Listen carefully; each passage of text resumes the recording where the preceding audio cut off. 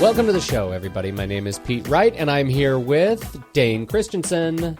Hello there. And Megan Strand. Hey. And we are the Naked Marketers. Thank you for downloading the show. We appreciate you gathering around the old hi-fi with us today. We've got a great show coming up. We are going to be talking to our very special guest this week is Frederick Van Johnson. Frederick is the podcast luminary, impresario, host of This Week in Photography podcast from the Pixel Core Network.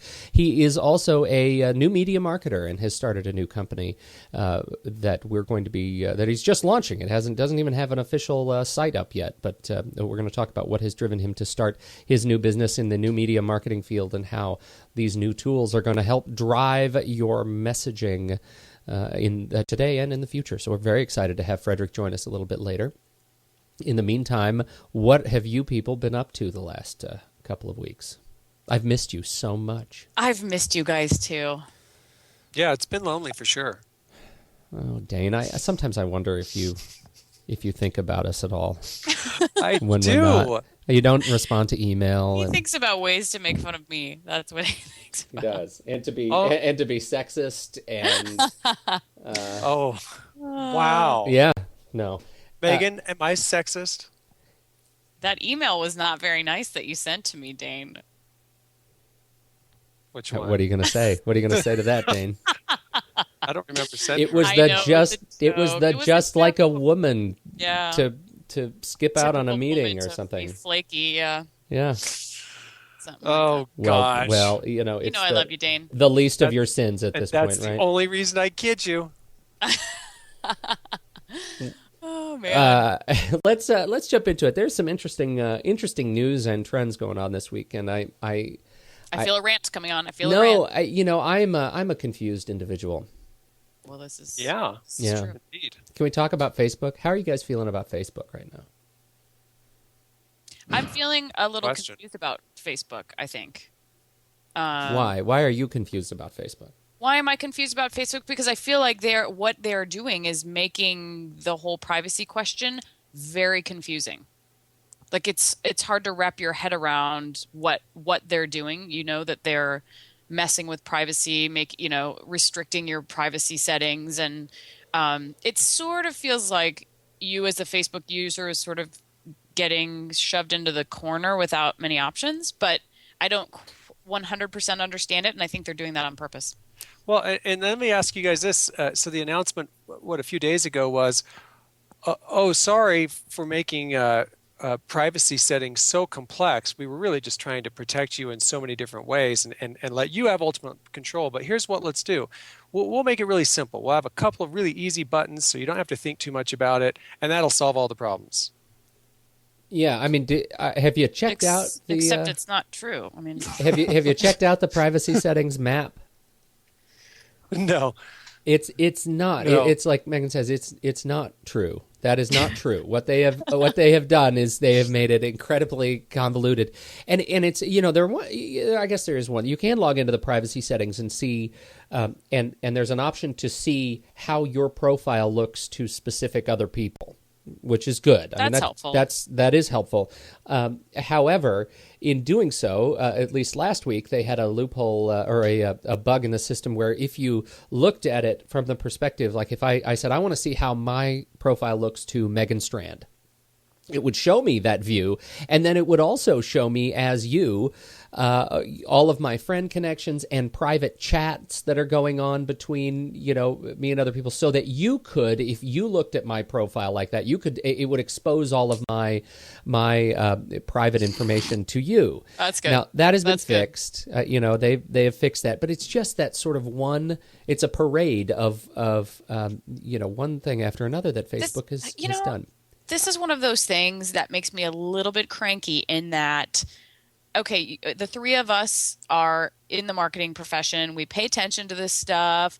We're trying to keep apprised of it. But the typical Facebook user is not. No. So that's what makes me a little bit cranky about this, in that if I can't figure it out, I'm sorry. I'm not stupid. I'm not brilliant, but I'm not stupid. If I can't figure it out, what about all those other people out there that are,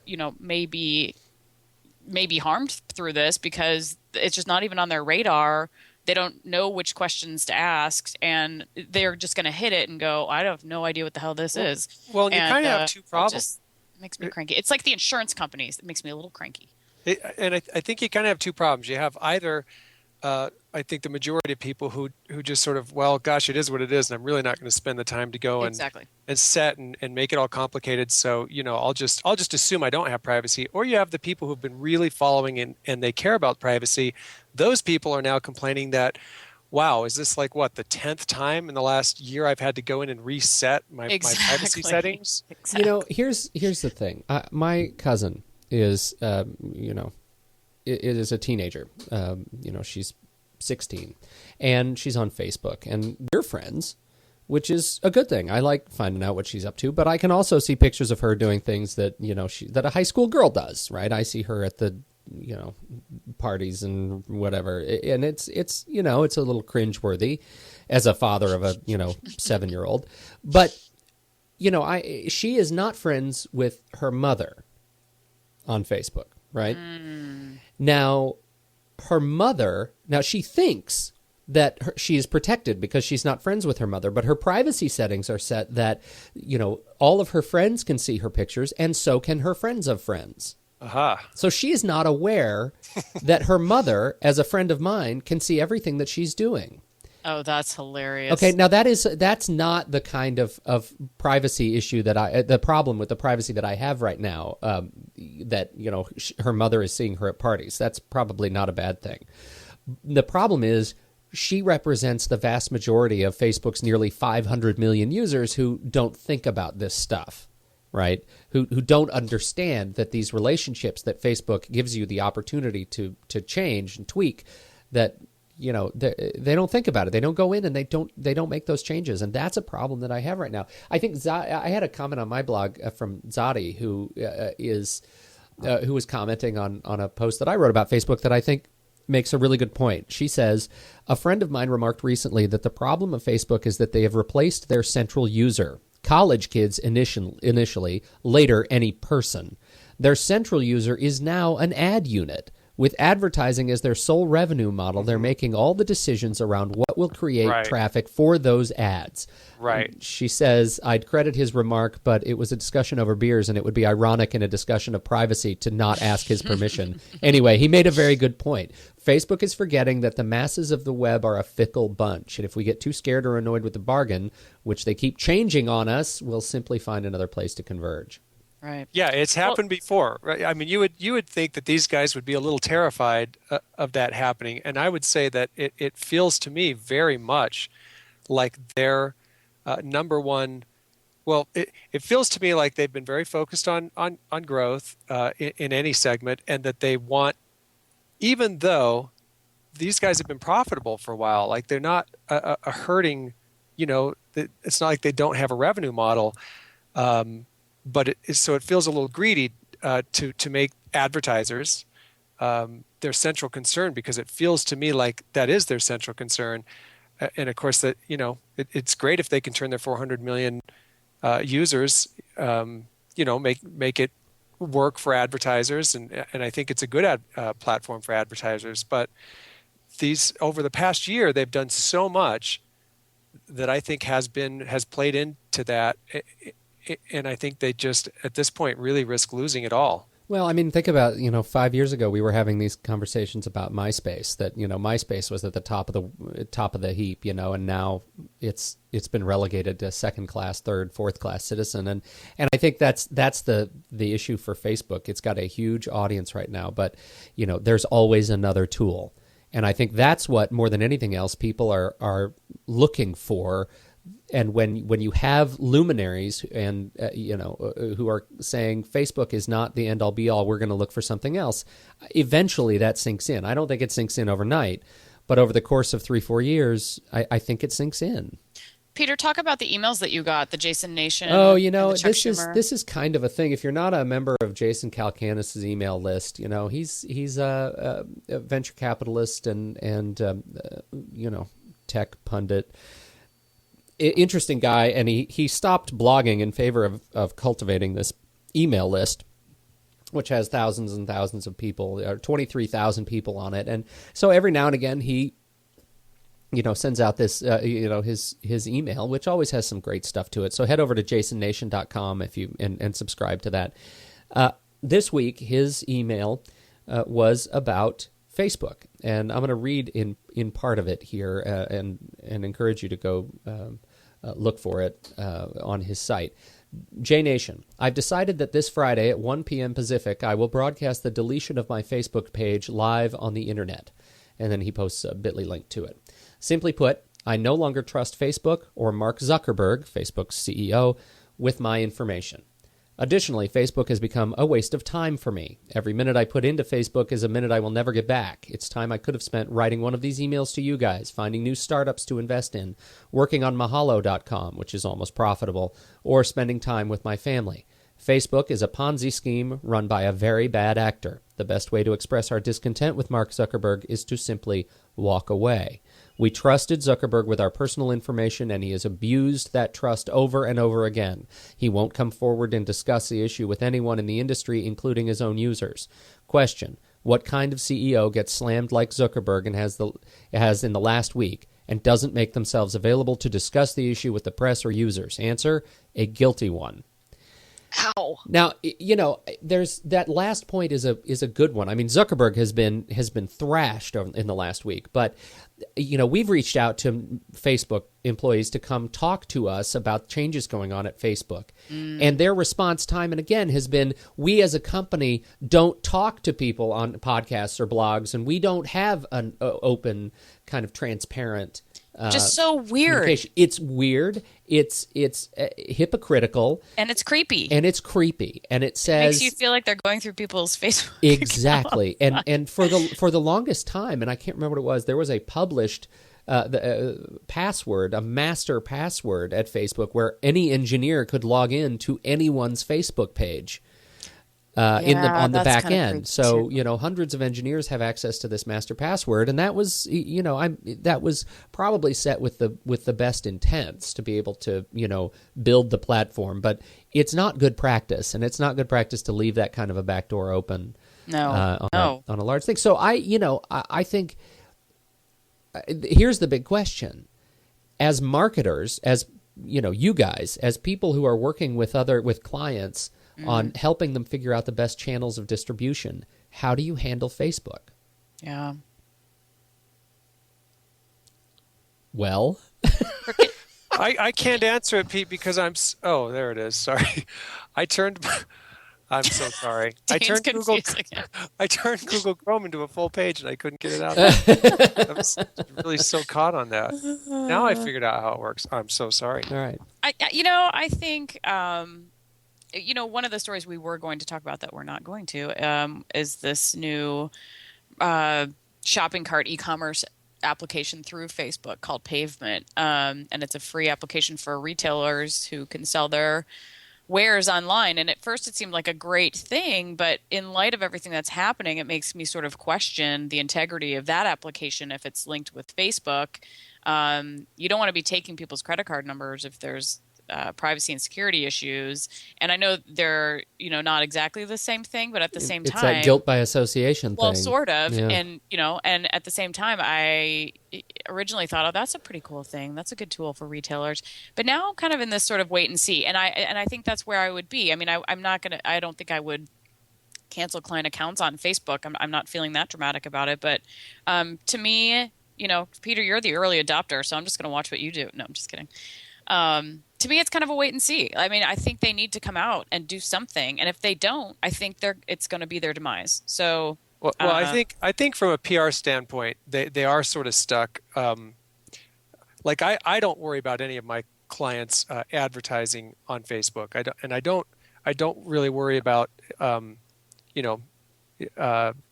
kind of security. I guess if like shopping carts and that sort of thing. I think it's a social thing. And I think the decisions to use or not to use right now tend to be. I mean, there are some sort of alarmist statements, I guess, that hey, you really should not trust these guys, like with any of your data. And maybe people are thinking, well, I haven't put social security numbers, and that. I mean, I've just sort of put pictures of my family and stuff. I for the most part, have thought previously that this is kind of just about, does somebody get offended by something you post and you didn't know they could see it or something like that? Maybe it is at a much higher level than that, but I think the wait and see for me is do some of these high profile abandonments start to trickle down? Yeah, that'll be interesting to see. When the pundits start deleting their accounts, that's not a good publicly, sign. That just doesn't seem like a good sign. But see, I go back to that question, Dane. I'm with you. I mean, I don't necessarily think that I'm not worried about the maybe I should be about shopping cart private information taken for my clients who advertise on Facebook. I worry about what message does it send that I have a personal bias against Facebook, and yet I still recommend it as a key advertising revenue or advertising opportunity. That's where the people are right now.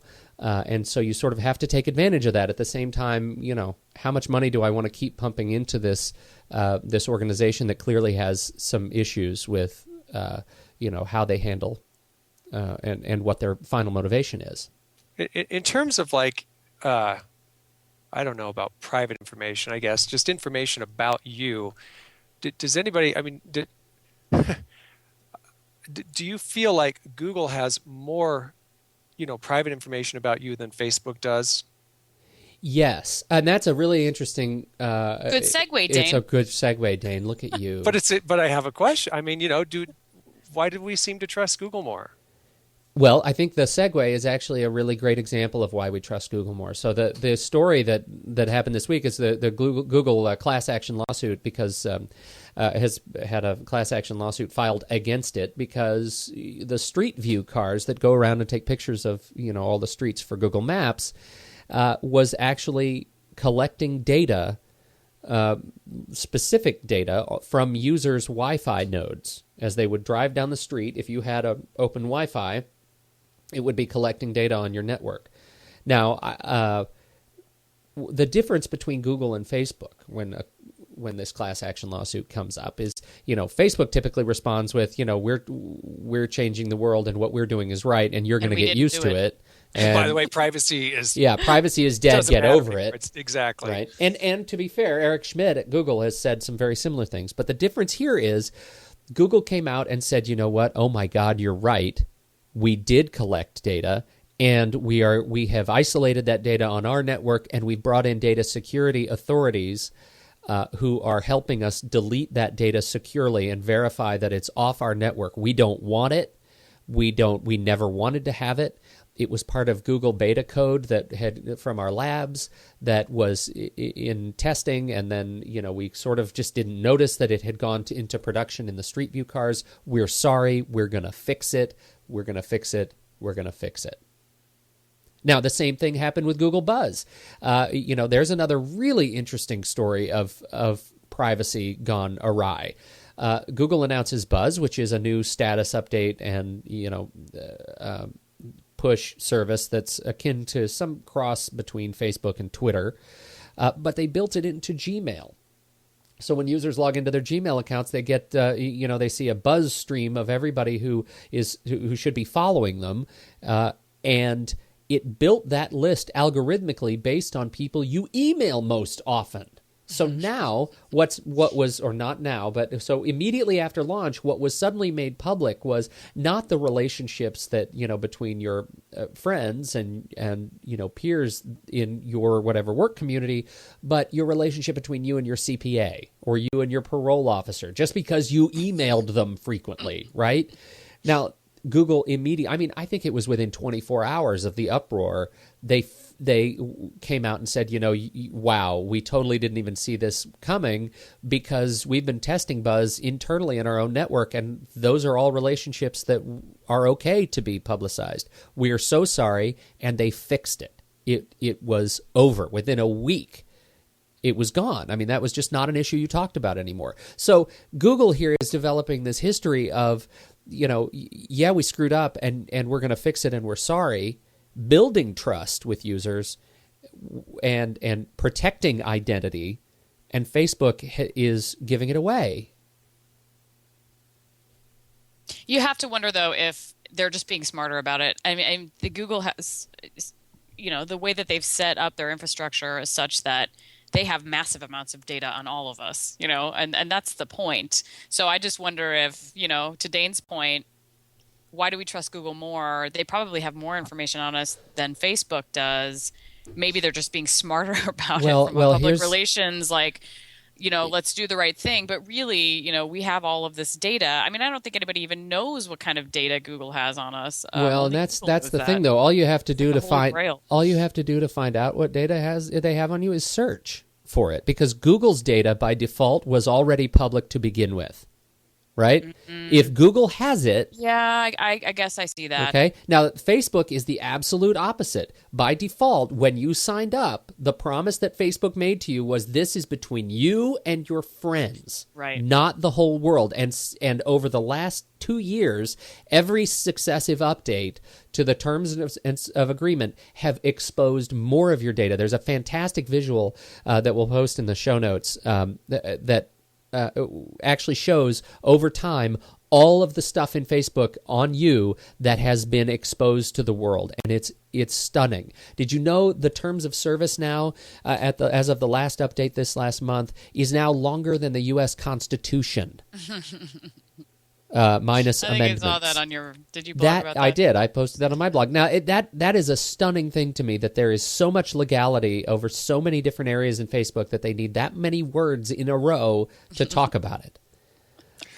Yeah. I don't know for sure, Pete, if Google has always proven themselves to be as trustworthy as, I guess as I perceive them to be, but it's going to sound like an old guy thing to say, but I sort of feel like Google has some more sort of grown-ups on staff than Facebook does. Yeah. But I also think Google has made it. I think Google has sort of operated as a large company that knows that there are laws and issues and more so in my opinion than Facebook has. I think Facebook has tried to pretend it's still sort of a college startup, even though it's got 400 million users. I think Google has, they've just sort of acted like a mature company in dealing with legislators if they have to, governments. That's another segue. We didn't talk about the Chuck Schumer email. Yeah. Just briefly before we wrap up, I think you bring up a great point. When I get an email from Senator Schumer that says to me, every day we entrust more and more of our private information to websites and social networks like Facebook, so I take internet privacy seriously. That's why I'm so concerned with the changes Facebook recently made to its privacy policy and the use of personal data on third-party websites, yada, yada, yada. The information that Facebook is now sharing with third parties and with the public is very different from the spirit of the site's previous terms of service.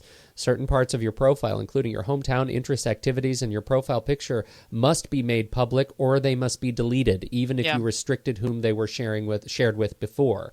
Certain third-party partners now have access to all of this information, including your list of friends and their information, as soon as you visit their websites, without asking your permission. And I've got to say, it's not just my political leanings that would make me take more notice of a Chuck Schumer email than a Michelle Bachmann email. Yeah. No, that's this now, guy. Do you get Michelle Bachmann emails? I don't. I'm just kidding. I don't. But that's the point, right? I mean, this is a guy who doesn't write guys like me because he doesn't do a lot of this stuff, and. He also, if he did, you'd be on the list. I'm also surprised that a guy like Chuck Schumer is writing an email about Facebook. That's the last thing I would imagine getting from him. Yeah, no, that I'm raising an eyebrow right now. You can't see it, but I got one up. Yeah. So almost two. You know who I think would have an opinion on this? Do you? Frederick? I don't. I think Frederick Van Johnson would have an opinion on this. Let's ask him. Let's do that. Our special guest, Frederick Van Johnson. Frederick, welcome to the show. Thank you. It's a pleasure to be here. Well, it's just a treat to have you on.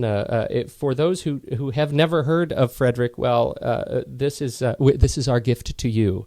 Frederick is a host of an extremely popular photography podcast, This Week in Photography, which you can find at twiplog.com. You must go check out that podcast. How long have you been acting as the host and luminary of This Week in Photography, Frederick. As the host of the show, I've been on the show for a couple of years, but when I was active duty at Adobe, I couldn't actually host the show because it was sort of a conflict of interest. I was managing Lightroom, which is of course competitive to Apple, and so it wasn't sort of fair, with the show trying to be egalitarian and all that. So when I left Adobe, when they had the layoffs, the first round of layoffs, I was able to take the reins as host, and this was about 18 months ago, maybe encroaching on 2 years actually. Yeah, so it's about 2 years ago I did that. Well, it is a terrific show, and if you're interested in either photography or just listening to good podcasts and terrific interviews, you should definitely check that out. But that's not actually why we invited you to join our show this morning. You are now. Let's see. You were at Adobe managing Lightroom, as you said. Mm-hmm. You left Adobe and you went to Drobo. Is that right? Mm-hmm. That's correct. As in marketing. Mm-hmm. And those are two great companies.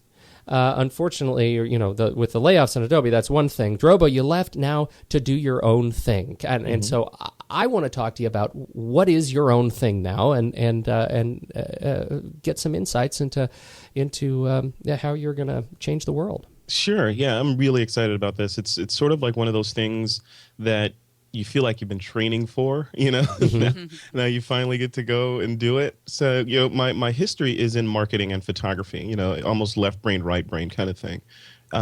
Back in the early days, I was at Yahoo in the marketing department, and we were, on the marketing team and, sort of changing the world bit by bit, page by page. And then I was at Apple helping manage the consumer photography products. And in my case, it was iPhoto.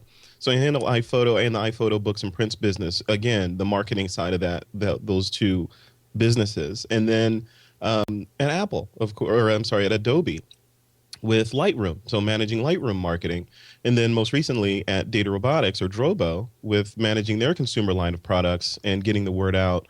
And each one of those companies had they're clearly different companies, but there were huge similarities in the things that they needed to get done and the roadblocks internally on getting things done marketing wise. And, I found myself just sort of looking back on it at each company fighting the same battles in terms of trying to educate people about social media and, email marketing and just Facebook, all this stuff. And, there's incredible resistance in certain companies to open the kimono or to allow a two-way conversation between the customers and the company, because the shock is generally, well, they may say something bad and we'll have to respond to it, which is is it's strange, but that's the general sentiment. Like most companies or a lot of companies think if we say open a forum, oh no, that'll give our users a platform to talk to us and then we'll have to answer.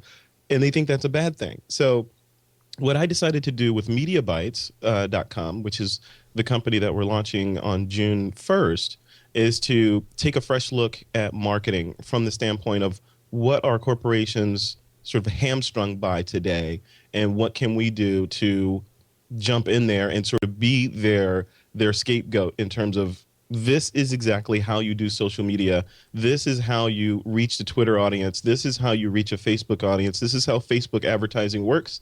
This is how it doesn't work. This is how email marketing should work. This is how it doesn't, all that stuff. So depending on the client, we put together marketing strategies that cover all of those sort of next generation marketing vehicles and then wrap it up in a nice bow and execute it for them. So they could just basically sit back and watch their Twitter audience grow and their Facebook fans increase and their hopefully sales increase. What's your pitch? Because here what we're hearing, what you're saying, and I'm right with you on what I'm hearing from my clients is that there's an enormous fear about these tools, right? An enormous sort of paranoia about how we're going to open and engage a dialogue with our companies. How do you get your, and I know you haven't even launched the company yet, but I'm, prognosticating a little bit. How do you get your first client over the hump to trust you? It's interesting as you say that. It's already happened. So it's social media already. So the fact that I have a significant following, and I've been in the industry doing this stuff for, I don't even want to count the years now, but for a long time. Getting clients is not an issue. The issue for us right now is picking and choosing which clients to take, because we have a finite amount of time to dedicate to each one, to sort of under promise and over deliver. As that's the MO that you want to do with these kind of business initiatives. But we almost have a waiting list right now. So getting the clients in the door is not the issue. The issue is making sure that we pick and choose the clients that we want to service initially, so that we can build up that client portfolio. Not that we're saying, well, we're not going to help you because you don't have a big enough name, but in a way we kind of have to do that in the beginning, because we're building the site and we're building a client portfolio, and we want to make sure that we are putting folks that are notable on there. For example, one of our first clients will be a small company called Smug Mug. So helping them with their marketing, it's a big fan. So things like that. And the niche for Mediabytes the initial niche is creatives, which is my backyard. Right. So helping creatives get the word out about their various products and services, or creative businesses, or businesses that service creatives like Smug Mug. So my question, Frederick, is you had said that you will not only come in and show them what needs to be done and how to do it, but that you're also going to be executing. So my question there is, what's that balance between having the company own their own social conversations and having somebody like you guys do it for them? Like, how do you make those two mesh so that the customer and people that are interacting with the company have an authentic experience where they feel like they are interacting with the company, not an outsourced agency? Yeah, not someone that barely knows anything about the company and is trying to talk on the company's behalf, right? Right. Well, it's a case-by-case basis. Right? It goes back to being very selective about the clients that we bring on. We don't want to bring on companies that we don't know much about, but ironically or fortunately, we know a lot about the companies that are in the creative space initially. So we can, there's that balance you mentioned, Megan. There's the balance of, do you take it all on, or do you own the voice for a particular company, or do you just train them and let them take it over? So it's a case by case basis. So for some companies, they're savvy, or they have people internally that are savvy on these social media engines, so they can take it on themselves. So we can build the architecture, we can build the marketing strategy and the plan, and give them some light training on execution, and step back and move into more of a consultancy or watcher mode.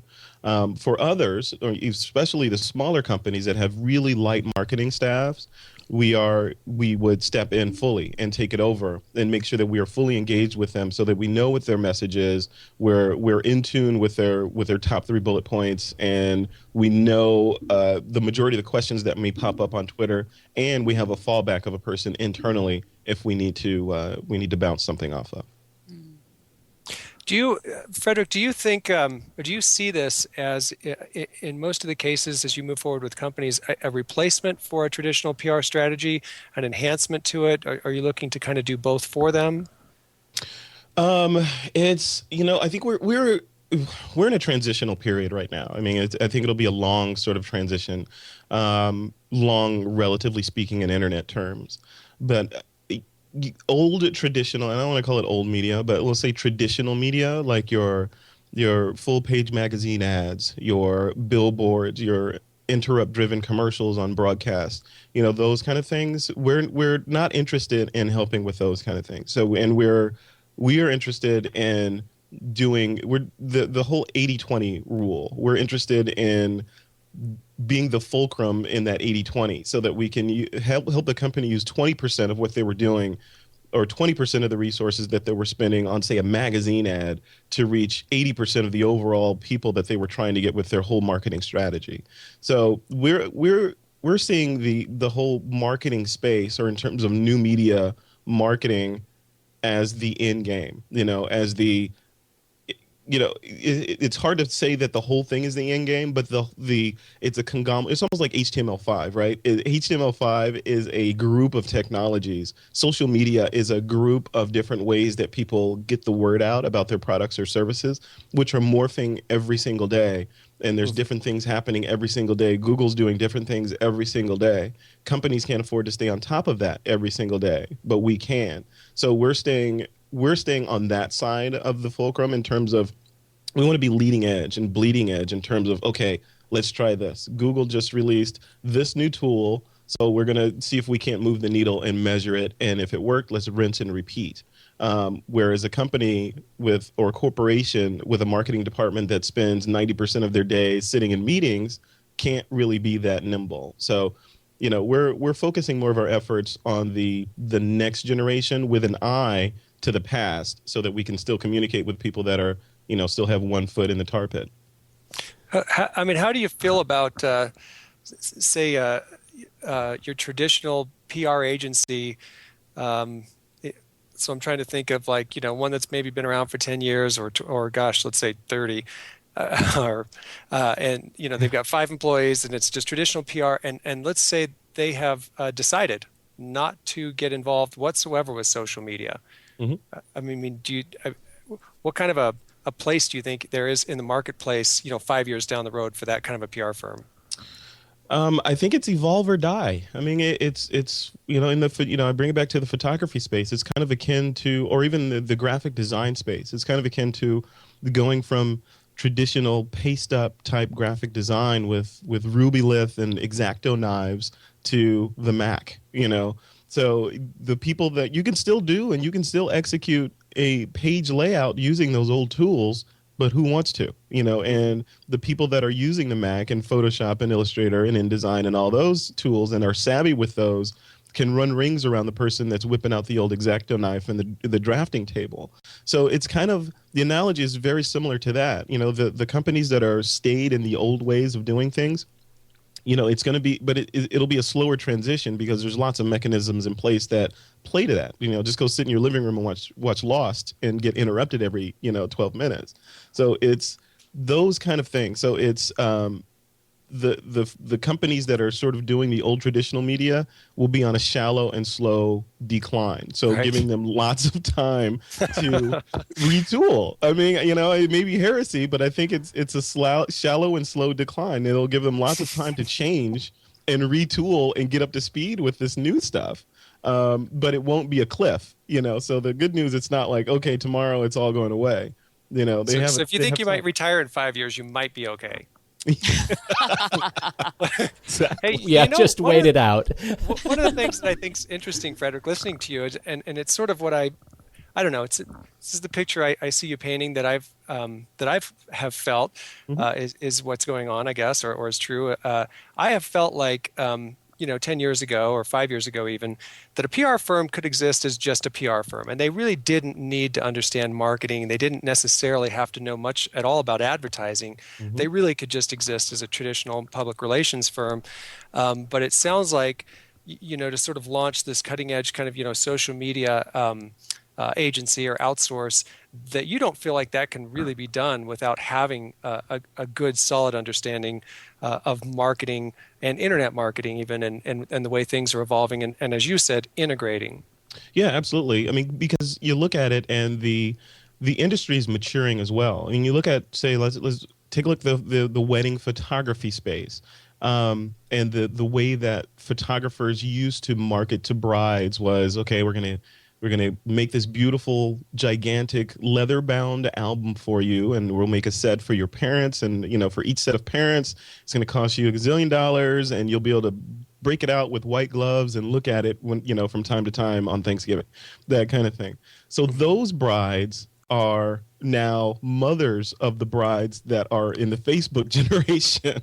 So now brides want to share their images on Facebook. They want to tweet about their wedding. They want to, they're engaging with the planet rather than just a small group of people that may happen by their homes to look at an album.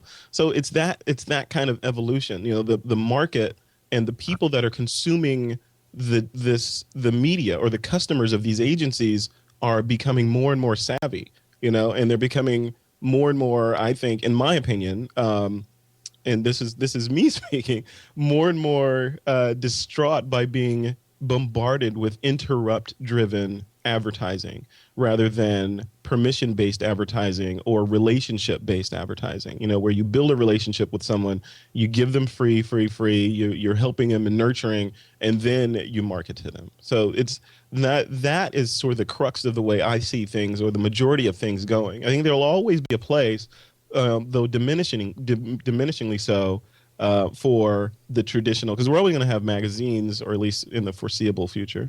We'll have magazines to look at. They may morph into one format or another. They may go digital and show up on devices and that sort of thing. And with that, there'll be the opportunity for the interrupt-driven advertising, like Apple is pushing out the iAd service, which is an interrupt-driven sort of advertising mechanism.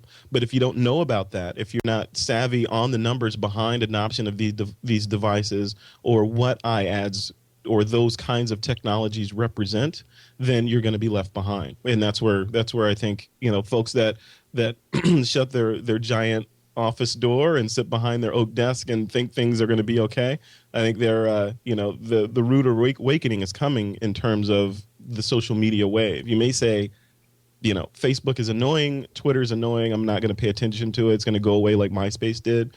But it's sort of an evolution, because there'll be a stronger one behind it. Well, now I'm so glad you brought that up. Such a nice segue. That was a great segue. I don't think you even knew what a great segue that was.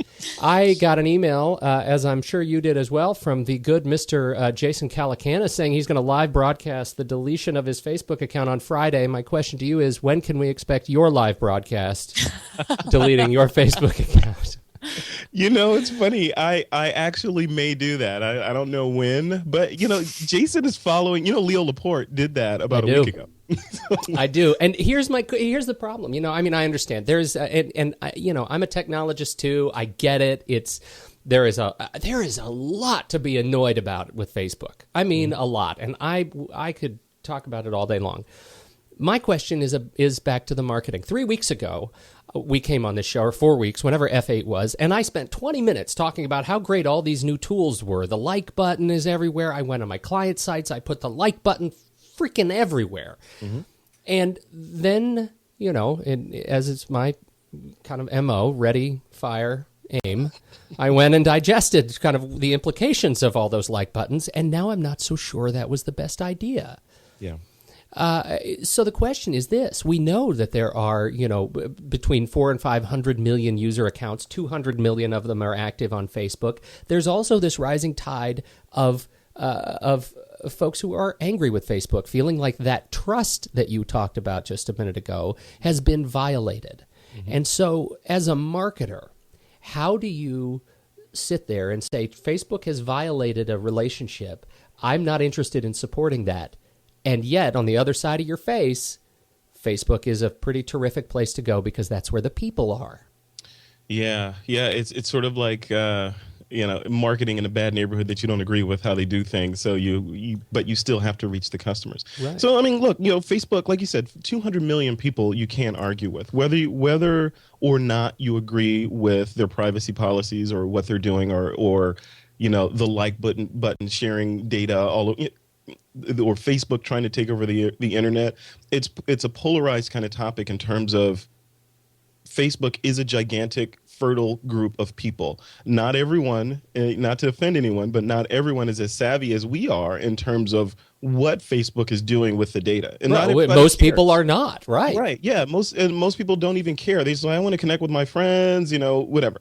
So those are customers. Those could be potential customers. So I don't think you can write off Facebook based on your own personal feelings about their privacy policies, especially as a marketer. If you weren't a marketer, then you could say, I choose not to use that service. I choose not to go into that neighborhood.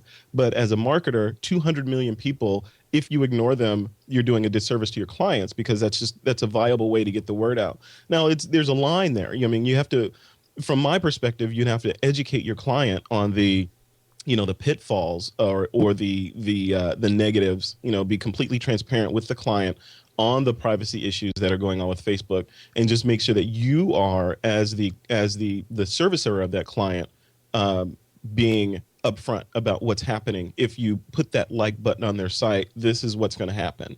But you can't ignore it. You can't just, I don't think you can close the door and say, we're not doing that stuff. Well, the question becomes, where else do you go? Right. I mean, you say it, you hit it. 200 million people. You can't ignore that as a marketer. And yet, as you're building your bag of tricks and your sort of suite of tools that goes on your rundown every for each of your clients, where else do you invest? Well, there's always a new kid coming, right? Mm-hmm. I mean, in right now, it's a horse race between Facebook and Google, depending on how you look at the statistics. But it's a mixture of those, and it's always going to be a cocktail of services that you put on your rundown for the client. But for example, your Facebook, it won't be, you wouldn't build a strategy and say, hey, hello, this is your Facebook strategy. Yeah. It would be Facebook is a component of your strategy. And then depending on the client, maybe that's not even viable. Maybe implementing something like location-based services like Foursquare or someone like that and working in that direction might be more viable. So, as you do that initial series of consultations, you'll weed out who is or what their ultimate goal is, and therefore what tools to implement to help them get to their location. I don't see Facebook as the end all be all, and you're right. I mean, it's annoying in many respects. But it gets increasingly annoying as they try to retool and take over the universe. Well, there's this little piece of it that I wonder if Dane said it a few minutes ago, actually, before you came on. He said, part of the problem is that Facebook seems like there aren't as many grown-ups working there as Google, and that's a big part of it. When I see Zuckerberg stand up there, I see him as my 16-year-old idiot cousin or nephew who what does he know from anything? Yeah. Of course. He's the kid on that. You remember in the comic books there was the kid on the beach that got sand kicked in his face? Yeah. Yeah. And now that kid went up to own the world. That's right. Yeah. Who liked that kid? This is the kid who, anyway. But I want to talk about location-based marketing. I'm fascinated by this as a new tool. I think all of us are, well, at this time, I think we're recovering Foursquare users. I mean, I gave it. Are you a big Foursquare fan? I tried it, and maybe I'm just too old because. So funny. That's the exact conversation we had. Yeah, by the time I get to a place, I'm not thinking about telling everybody where I am. I'm enjoying the people I'm with. So I'm like, that's such an old thing. Nothing says I love you than I have to tell everyone else that I'm here. Loving and you. who wants to know I'm at Target? I'm like. Well, so. Well, there you go. Who wants to know you're at Target, Frederick? Target wants to know you're at Target. Exactly. Target wants to target me because I'm at Target. That's right. That's right. How meta can you get? An ad for 50% off for the next 12 minutes, kind of thing. Yeah. So how do people make that transition, right? And I throw that to Dane and Megan. Dane, did you quit Foursquare, or did you ever actually start? I never. No, you never Foursquare started. guy. Both Megan and I think we tried it and quit because it seemed like a useless tool in our bag of tricks. Well, it didn't work with my flip phone. Sorry. Yeah, there's that. There's that. There is. If you want to surf in this ocean, you need a good surfboard. But it seems like they're making a real play at being the next big service. Is location one of the next big things that you're thinking a lot about? I'm keeping an eye on it right now. I've been in one way or another watching it for the last, I think, 6 years. Companies have been threatening to do location-based advertising, even back in the MVNO days with the Disney Mobile and Boost and all those guys. They were trying to crack the nut. Now that we have devices that can make it viable, it's getting more interesting. But then it becomes kind of like we're figuring out how to do it, but should we do it? So I'm from my standpoint, I'm an audience of one. I'm my own sample. So yeah, when I look at myself and I think about if I'm walking in the mall, and for some way my phone is broadcasting my location, do I want to get advertisements from the Apple Store in the mall, or will I feel creeped out about that? I don't know. I mean, it depends. Or if I'm, I'm at a bar downtown San Jose, do I want to know that my friends are close to me and that I can go to this place for happy hour, that kind of thing. I'm still on the fence about it. Like, I'm like you guys. I deleted Foursquare from my phone because it was, I wasn't using it, and like I said, I'm out of the demographic. But in terms of the overall business implications, and if it makes sense for companies to start paying attention to it, I think the jury's still out. I think we're still in that watch and see mode. I sort of put this, the Farmville type games in that same category, and yet, I have a close friend here who says, those games, Farmville, We Rule, the app economy, that's the new little black dress. Every company needs one, and I don't have a little black dress per se.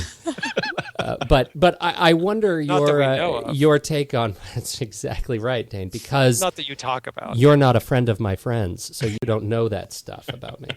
But I think that's an interesting take on the app economy and what is and what's really going on there. I think we've got Google I/O going on right now. Have you had a chance to distill the feeds coming out of Google? Oh my God, the fire hose of stuff coming out of Google. I have not. I mean, I glanced at it last night, but it's so much stuff. There's so much.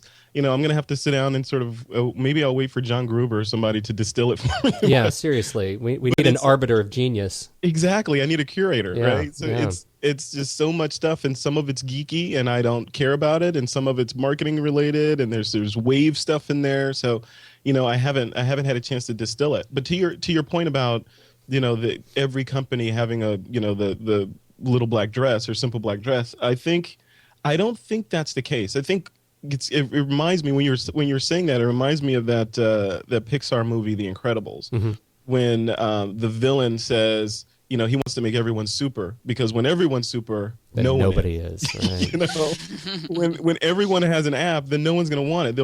It's going to force evolution, then something else will come out because apps will be passé, right? Right. So I think saying, hey, corporation, you need to have an iPhone app, it's a case by case thing, but I don't think it's a blanket sort of everyone needs an application on devices in order for your strategy to be complete. All right. See, I'm really glad you said that, because I have this philosophy, and it goes back to what we were talking about before about just social media tools in general. Which is that the tool is all it is. It's just a tool. There will always be room for great content, and the biggest challenge for organizations is to figure out the difference between the tool and the content. Yeah, and not to get those two confused. Yeah, I mean, it's all about the content, and it's all about the relationship. So if you can build, don't just build an app because you have an RSS feed on your site and you want to deliver it through some app making engine, and you want to be able to tell people, hey, I have an iPhone, iPad app. I think the better tack on that is to say we are building another way to communicate with our customers, and whether it's through the iPhone, whether it's through the browser, whether it's through YouTube, whatever, it's just another way to start to continue to build that relationship and build up that relationship equity, so that at one a point down the road you could maybe cash in on it. Well, yeah, and actually, Frederick, I was going to comment as you were saying that earlier. You really more or less had said those things as you were talking about. We were kind of having the conversation about PR and social media and internet marketing, and you were very focused talking about relationships and relation and I don't know, and I thought to myself that really the people who I see who are really very successful at adopting social media strategies, or agencies who are outsourcing, are the ones that keep it focused there.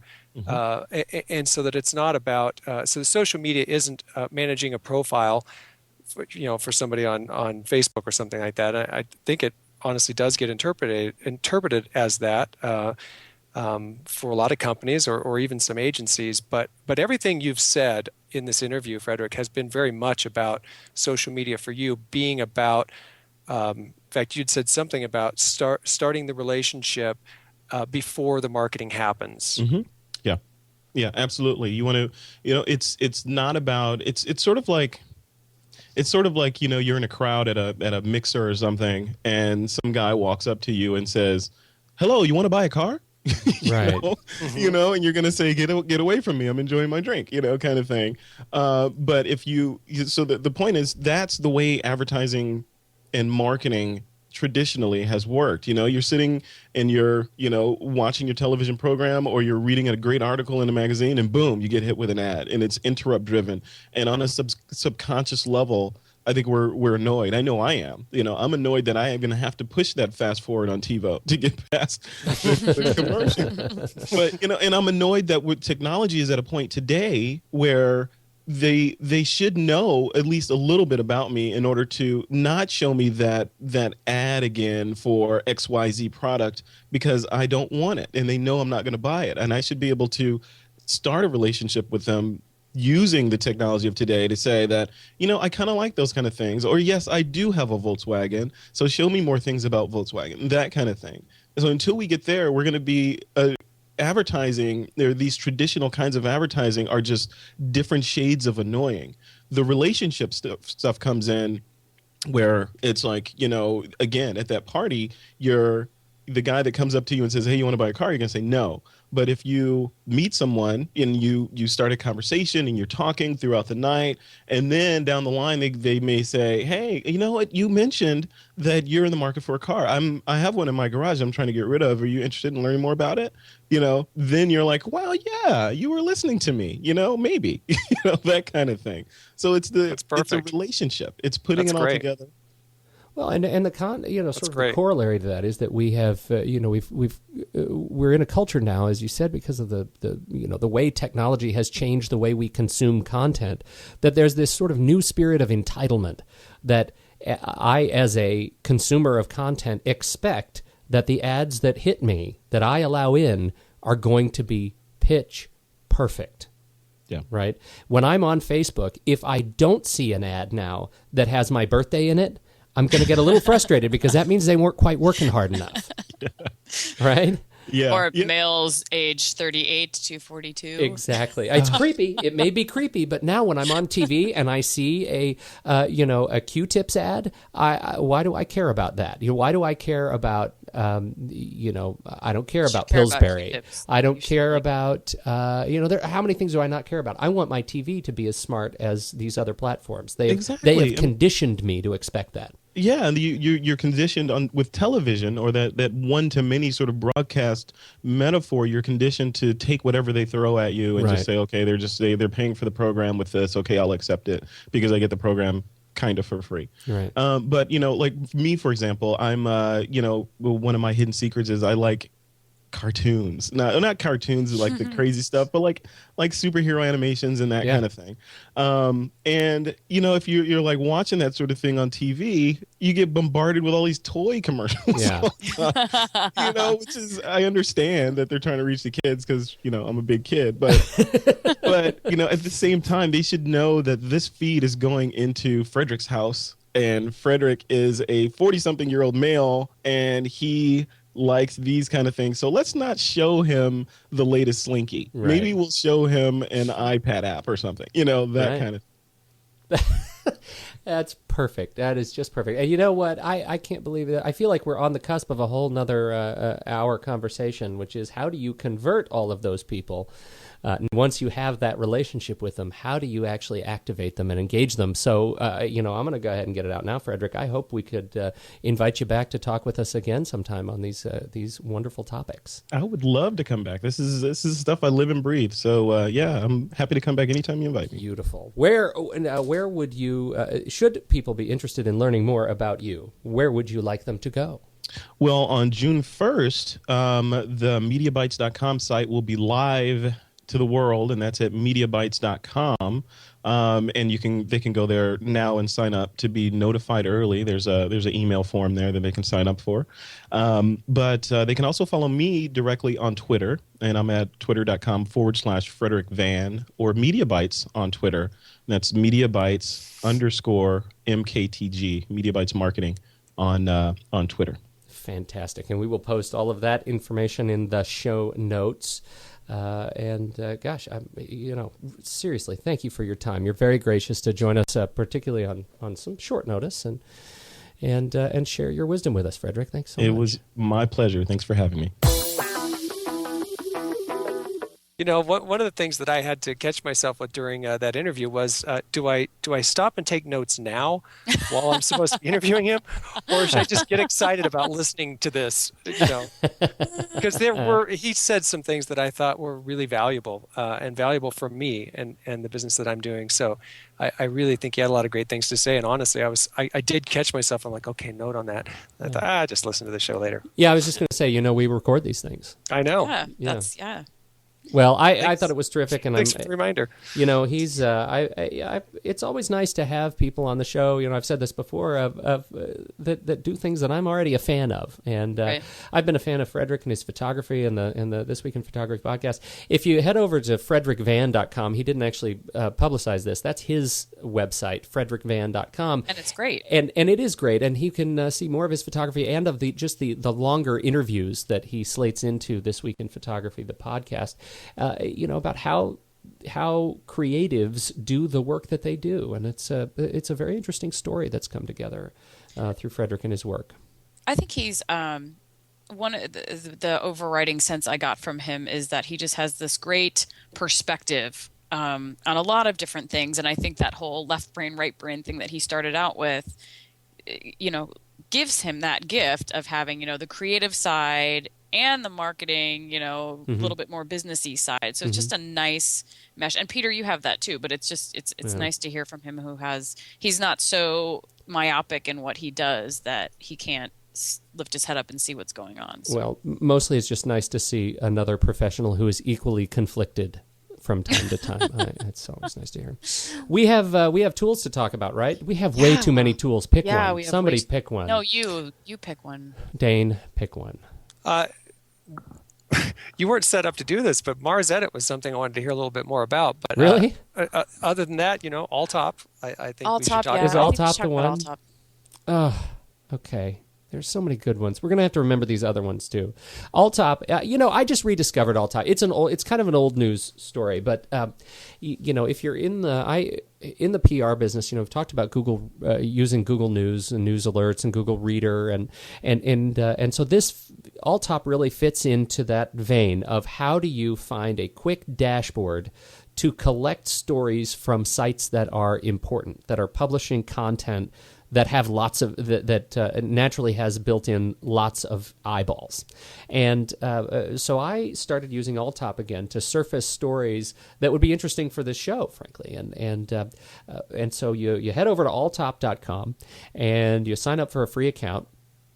And then you start browsing by category index. So you see the little alphabetical, the alphabet across the top header there. You click on, in our case, I click on M for market, and I see one of the categories is market research. So I click on market research, and I see a curated list of the top sites that talk about things related to marketing and market research. That includes Ad Age. It includes, you name it. If it's out there, it's talking about market research. It's probably in one of the top lists at Alltop. I click on, a little checkbox right next to the sites I want to add to my own personal Alltop feed. And then I can visit that feed anytime I want and see the latest stories, the very top stories from those sites, along with the top of the top stories circulating right now from that curated list. And it quickly has become a very valuable part of my media consumption, again, because it goes into that dashboard. We talked about Woopra, which gives such a terrific dashboard to your live analytics on your website. We've talked about Google News, which gives you that live dashboard of the stories and topics that are interesting, that are surfacing about your content right now. And now I think Alltop really fits in that. It's not as it doesn't make you work as much as some of those other services in determining what you're interested in, but it does create a wonderful curated list of stories that are meaningful to your field. And the cool part about it is that it's so broad in that you can search on a million different things if you want it. It's not just a business focused page. Like I could search for vegan and find, Yeah. stuff on it. And that's what makes it kind of useful for everyone. And you can add your own custom feeds. If there are sites that Yes. are not surfaced, you can add, add your own sites, and that But makes our a question difference. is that we wanted to be able to do an RSS feed, right, of your all top page. Yeah, That was it would be sort of our bummer. terrific. I think that would be a way to totally Maybe you integrate can, these and we just things. can't figure it out. Yeah, so I wonder if anybody knows how to do that. Please tell us, because we don't know how to do that. That would be kind of the final nut. that Ultimate coolness. Yeah, you can take your alt-top feed and put it in your Google Reader and have it with everything else. That would I be know, right? That was a little bit too lascivious, I think, of a response, Megan. I'm not sure that was appropriate for the show. RSS feed? Oh, yeah, RSS. Okay. Is that simple syndication? Sorry for showing No. some enthusiasm. You got to be It's- careful, Pete, when you tease her. That's right, because that's She will come right back really, at you. I hold a grudge. It's gonna hurt. really simple syndication. I'm not even going to go there with what you guys talk about. Okay. Okay. Now the sound effects are going Well, this was a terrific show. What do you guys have to say? Anything else on our list of things to talk about today? I don't think there is. I don't think there is either because There's we so have much to many talk things. about, but- There's so many things. I know. Yeah. Well, slate it for next week, people, because I think we're finished. Put a fork in it. We're done. So, Dane, where can people find you if they really want to find you? I was thinking about that, and I kind of want. My office is so lonely. I wish people would just stop by my office. I'll stop by your office, Peter. Let's go to Salt Lake and just stop by. That would be so fun. And maybe later we could go back to my house. Just And everybody, you can come on to the girl house. cave. That's right. You know, we can do it with Google Maps, and we'll feel kind of like we're flying now that they have the Oh. Earth View plug-in. It's kind of cool. Yeah. You can do it that way. So all this virtual, yeah. So you can find me at Twitter. I'm Alta Dane. You can find me on my website, strike10media.com. And Or, my office is here in Salt Lake or at my desk alone. at my desk. I'd love a visitor. And Megan, where can people find you? I'm at Megan Strand on Twitter, and I just love Twitter. Can I tell you that? Yeah, you're now a Wow, regular. look at you go. You're a I have tweet met up- the coolest people through Twitter. So shout out to all my Twitter peeps because I just love you all.